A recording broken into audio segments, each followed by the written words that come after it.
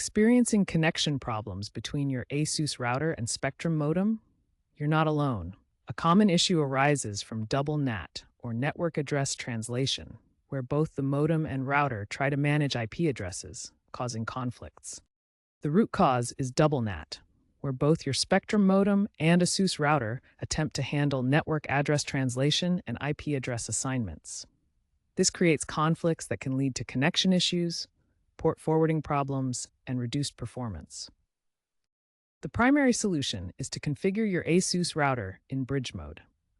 This turns your ASUS router into essentially a wireless access point, letting the Spectrum modem handle all routing and IP address assignments, while still allowing you to use your ASUS router's superior Wi-Fi capabilities.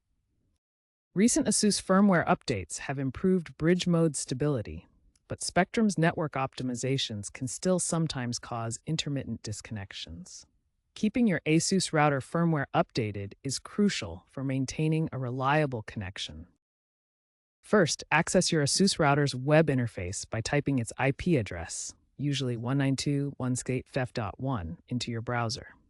Navigate to Advanced Settings, then WAN, and finally Internet Connection to find the bridge mode options. Look for the bridge mode option in the Internet Connection settings and enable it. Set the WAN connection type to Automatic IP or PPPoE if required by Spectrum. Disable features like NAT, the firewall, and DHCP server on the ASUS router. Save the changes and reboot both the Spectrum modem and the ASUS router. Connect an Ethernet cable from the modem's LAN port to the ASUS router's WAN port. After rebooting both devices, test your connection. If there are issues, check the modem logs for error codes. Make sure you are running the latest firmware from the ASUS website for best results.